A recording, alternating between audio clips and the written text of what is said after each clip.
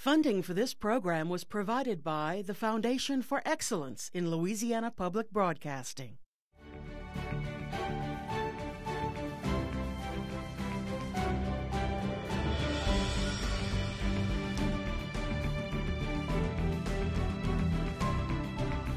James Burton was born in Dubberly, Louisiana, but grew up in Shreveport. He started with the Louisiana Hayride band at 14, and at 16 he went out to California to do a movie with Bob Luman and met Ricky Nelson. So he went with Ricky Nelson and lived with the Nelson family when he was 17. And rock and roll was being birthed at that time, and that's what happened. I mean, Elvis and Carl Perkins and Del Hawkins and James, they were all inventing a new style of music. He was working so much when I was young that it was not abnormal for him to do 5 sessions a day and could leave early in the morning and not come home until about 2 o'clock in the morning. And these are full-on sessions. Hundreds of sessions with the biggest names in music. In 1969, Elvis asked James to create his backup band, which played for the King until his death in 1977. Work with other world-class performers continued, including Elvis Costello, Emmylou Harris, John Denver, Johnny Cash, and many others. So he could live basically anywhere in the world, and they will call him and book him to play. But the reason he comes back here is because I believe that your roots are your roots. And the music here is not like anything else you're ever kind of run across. He's played basically every continent of the world multiple times. And he always goes there bringing a piece of us. I mean, it just comes off him. Everybody knows. Louisiana boy. Somehow, this Grammy Award-winning Rock and Roll Hall of Fame musician has maintained his spiritual convictions in the raucous world of the entertainment industry. What guides James is his faith in Jesus Christ. And that faith inspired him to give back to his community by establishing the James Burton Foundation. Part of our mission is to, deliver guitars to schools and needy children. Even at St. Jude's Hospital in Memphis, guitars were also delivered and has made a huge impact and has been great therapy. I think the greatest achievement that James has ever done was the James Burton Foundation, because that's the way we can change the life of thousands and thousands of children forever. James Burton, a true Louisiana boy, creating beautiful music for nearly 6 decades. Hello, I'm Beth Courtney. Welcome to Louisiana Legends. James Burton is a Louisiana youngster who grew up to be one of the best and most sought-after guitarists of all times. He's performed with a wide range of musicians, including Ricky Nelson, Elvis Costello, Dean Martin, Roy Orbison, and Johnny Cash.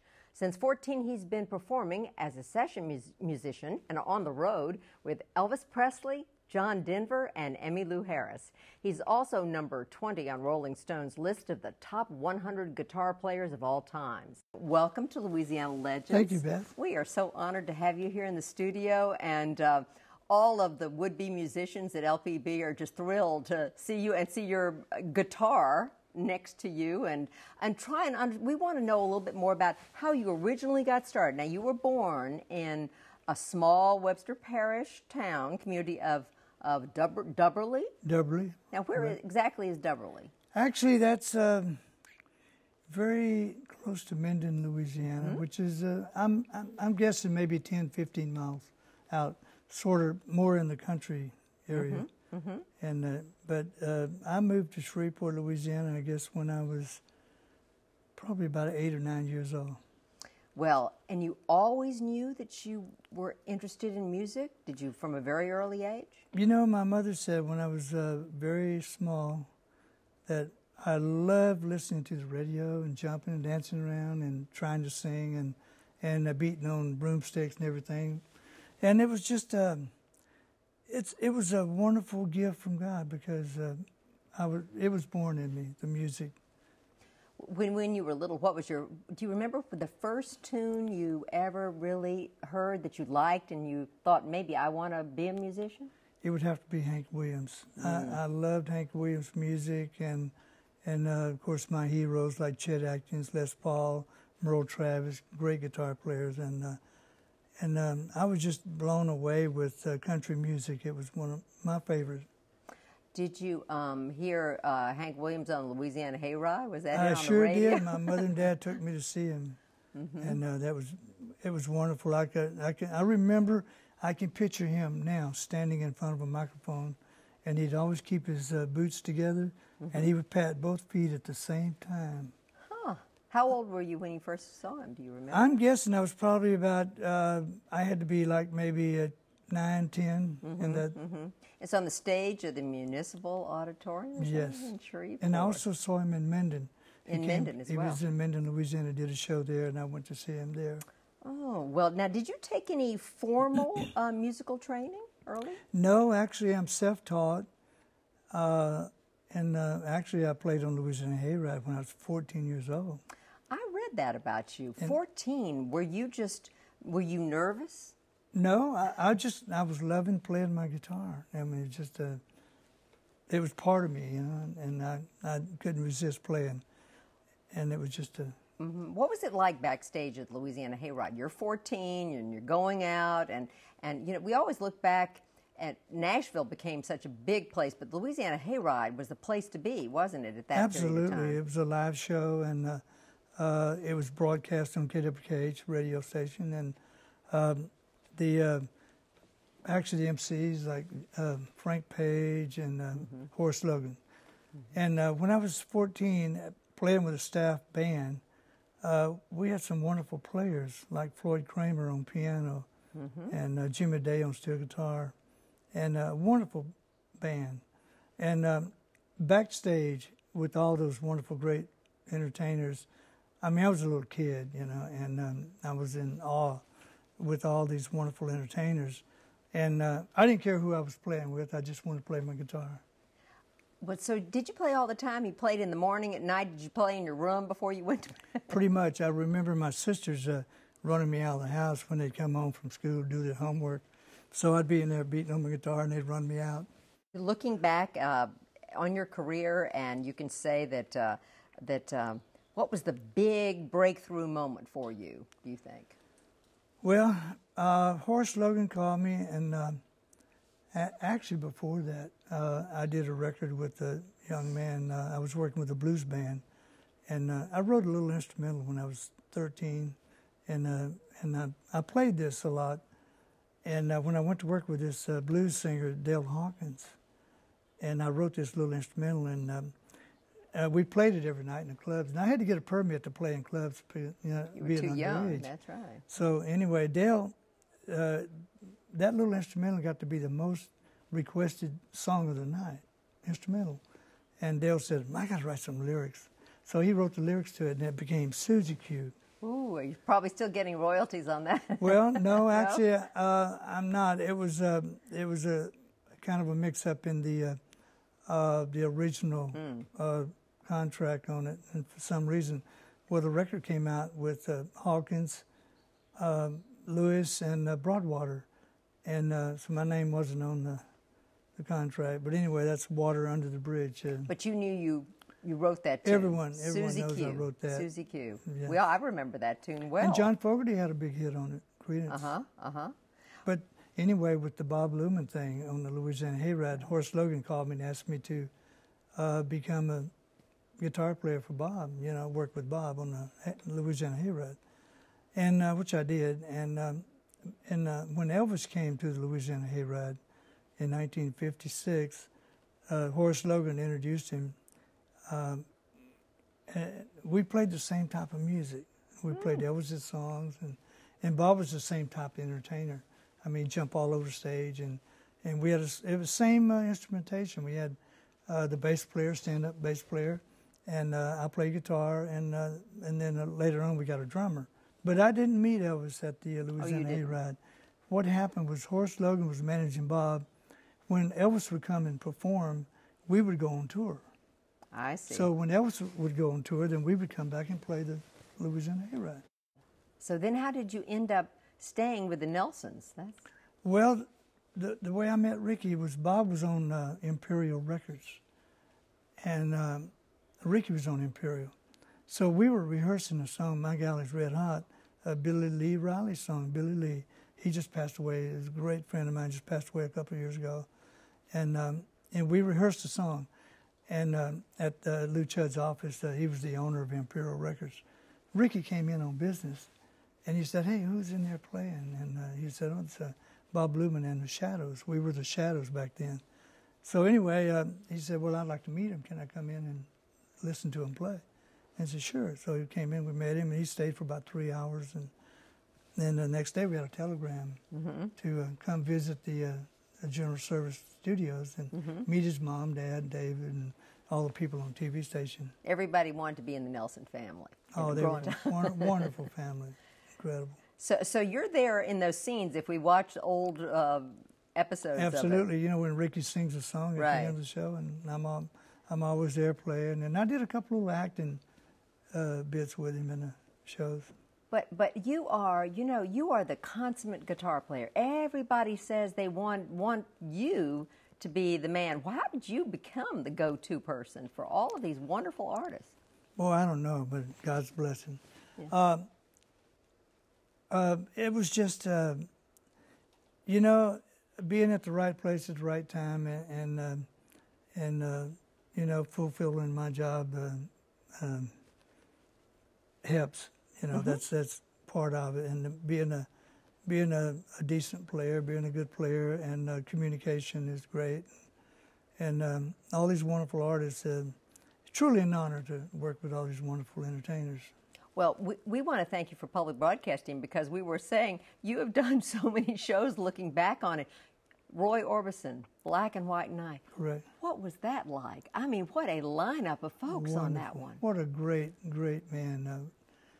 Roy was so great. He came to see us one night in Las Vegas, wanted to see Elvis in the band. So I talked to him, and he paid me a great compliment. He said, "You're my favorite guitar player in the whole world." And I said, "Oh, wow. Roy, thank you." And it was great. And he was just a wonderful guy. And I played on one of his last albums, T-Bone Burnett produced. It was a remake of all his hit songs. And then that's when we put together, they did the Black and White Night. T-Bone Burnett was involved, and Barbara Orbison, producer and everything. And it was just a great show. Roy was so very quiet guy, very shy, you know, and what a great talent. And the audience was nothing but celebrities. My wife was sitting with Chris Orbison, and at his table, and it was just a wonderful, wonderful show. Well, certainly we love it, and we bring it out and air it whenever we can. But you know, we've sort of hopped around a little bit on this, and I guess when people really think about some of your stellar work that you did, a lot of it was really working with Elvis Presley. Now, tell us a little bit about how that came about. Well, it started with Ricky, and you're not going to believe this, but when Elvis called me in 1969, asked me to put a band together, we were talking. He said, "You know, I watch you on TV to watch you play guitar." Oh, he watched Ozzie and Harriet. He watched Ozzie and Harriet to see me play guitar and Ricky sing, you know. And I said, "Wow, the king of rock and roll watching me on TV." It was wonderful, and what a great guy. We talked for 3 hours on the phone, and I was late for my recording session that day, but it was okay. He was just a great man. And so you traveled all around with him, but it must have been hard. Everybody talks about he had a whole sort of posse of people with him at all times. Always, the Memphis Mafia guys, yeah, you know. Well, he went to school with a lot of those guys, and he had a big family of people working for him. So you really had a professional relationship pretty much. You weren't part of that, obviously, the Memphis Mafia, but you're... I became very close to Elvis, and he took me in as family. I was very close, and we had a very good communication relationship in music, and working together. It was wonderful. What was your favorite concert you played for him? Of all those ones, we look back, and all of them have been dragged out now. See, out of about 2,000 shows. Can you make one or two? Were you in Hawaii? You know, I at really that enjoyed. one? I really enjoyed the Aloha special, the satellite. That was wonderful. And, you know, we did 2 shows. We actually did a matinee show, and he wanted to pay tribute to Kui Lee, a Hawaiian writer, songwriter, singer that wrote the I'll Remember You. So he did a benefit for Kui Lee Cancer Foundation for that show, and then that night we had the biggie. Something like 4 or 6 billion people around the world saw that show at one time. Yes, yes. It's amazing. Well, what do we not know about Elvis that you know? So much has been written about him and everything. I mean, was he a shy person, really, or not? Was he a great musician? No, you know, Elvis was a very down-to-earth, real kind, gentle person, and couldn't do enough for people.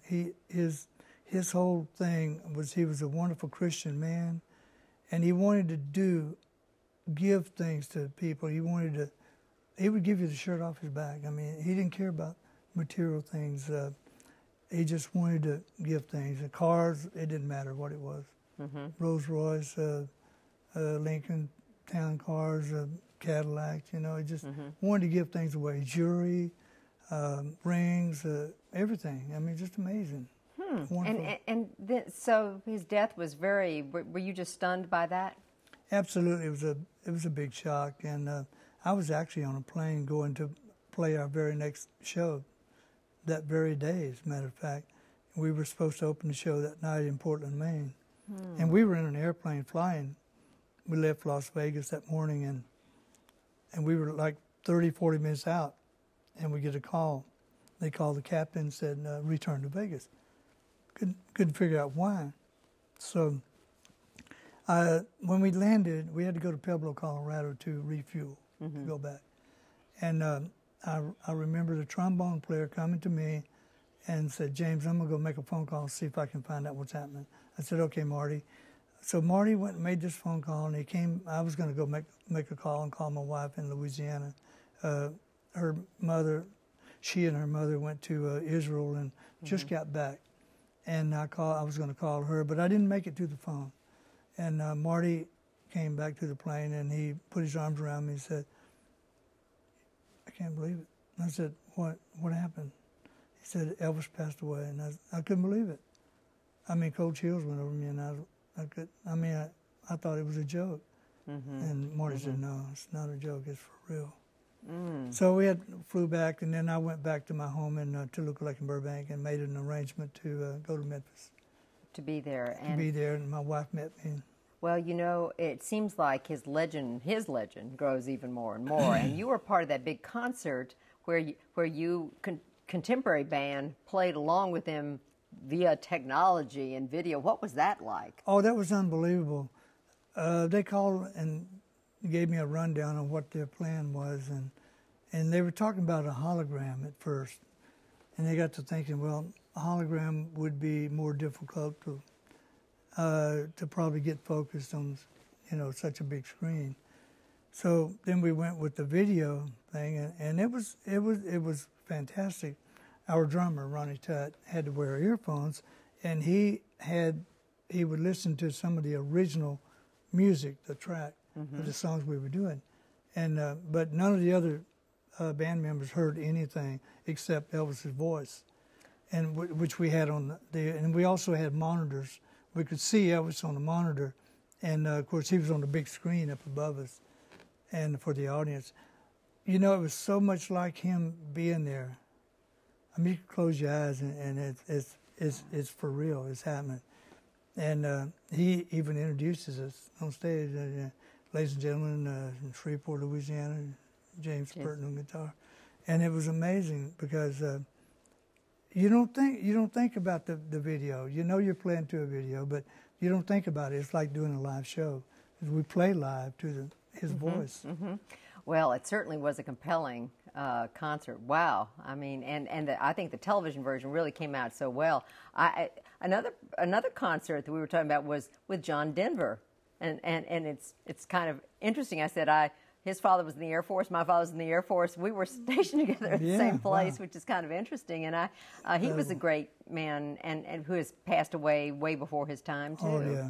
but a different style altogether. So when you played for John, did you play in a different style, obviously, or no? Were you than Elvis, or no? Well, I mean, I was. No matter who I work for, I actually keep my identity and my style of playing and everything, and obviously that's what they want. You know, they want my sound and my style of playing.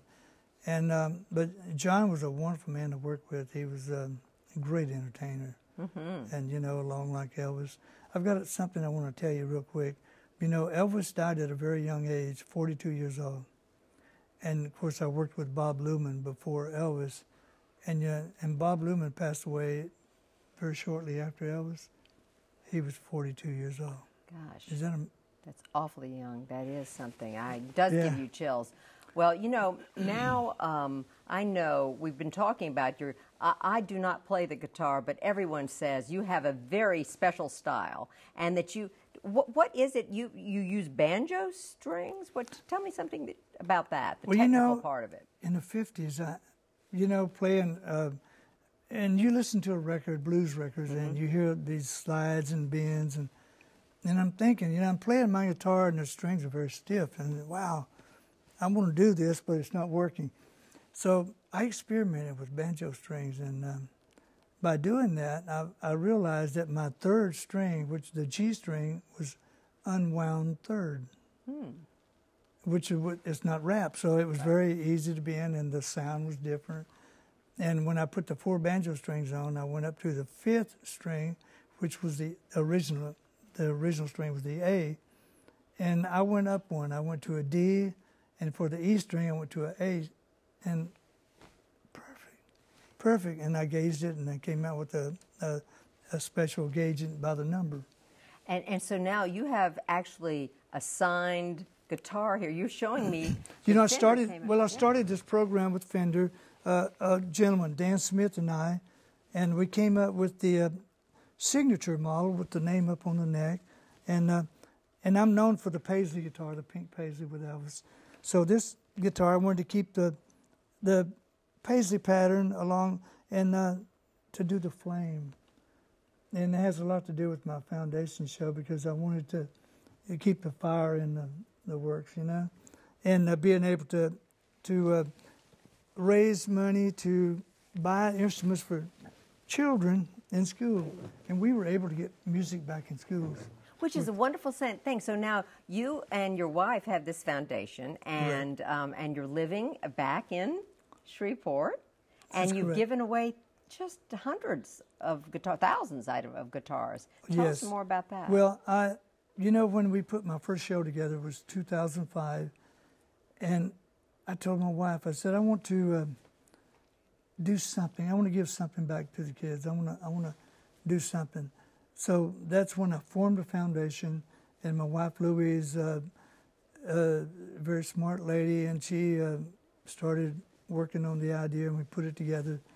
And so I had the Fender Guitar Company to make me 25 guitars so we could do something special.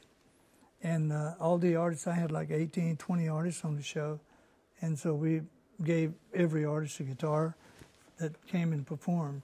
And I got on the phone, I called my friends up, and I called Brad Paisley and Steve Warner and all my guys, Dr. John. And Keith Richards. My show's about James and friends. These are my friends, and they're wonderful, incredible entertainers. And Brad said, I'll be there, and Steve Warner and Dr. John, Eric Johnson and his band. I mean, the Steve Cropper. The list goes on and on, on and on. And we've done 4 shows. Unbelievable. Emmylou Harris, Delbert McClinton, the list, Steven Seagal. It's just the list goes on and on. Isn't that a wonderful thing? It's truly a blessing from God to have so many wonderful friends, and I'm very fortunate to have such a wonderful family. My wife Louise and my son Jeff plays guitar and sings, and my daughter. They support me, and all my family. My mother, my dad passed away a few years ago. He was 92. My mother's now 95, and she's still kicking. She's just having a great time. Well, and it's wonderful. Well, it's we are so pleased to be able to honor you as a Louisiana legend. What does this mean to you? You know, it's truly an honor and once in a lifetime. And I love my home state. I love Louisiana. One reason I came back, I wanted to spend time with my family. Another reason is because the people in Louisiana, so the hospitality is truly for real. And the people have never been here before truly are blown away when they come. And I'm very, it's a wonderful thing to be able to bring wonderful people that I know from other countries to my home state, and they love it. And they get to come to the Municipal Auditorium. They see the little museum there. I have my foundation is right across the street. I'm very honored. I have a statue. They have an Elvis statue, and they have a statue of me that they unveiled in 2005, and I was blown away. I mean, it's truly an honor, and to accept an award like this, I don't know if I'm worthy, you know, but it's truly a blessing and a gift from God, and I want to thank LPB, which is one of my favorite stations. I love it. Very educational and wonderful programs. Wonderful. Well, James, thank you for bringing so much music into our lives, and we're so proud of you as a Louisiana legend. Thanks for being with us. Thank you, Beth. God bless you. Thank you. Thank you so much. And thank you for joining us for this edition of Louisiana Legends.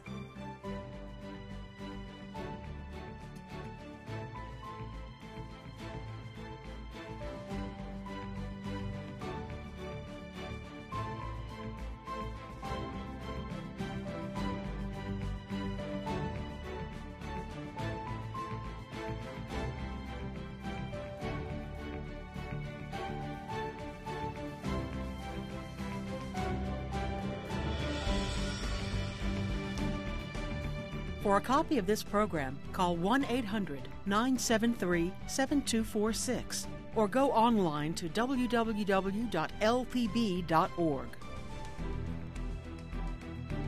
Funding for this program was provided by the Foundation for Excellence in Louisiana Public Broadcasting.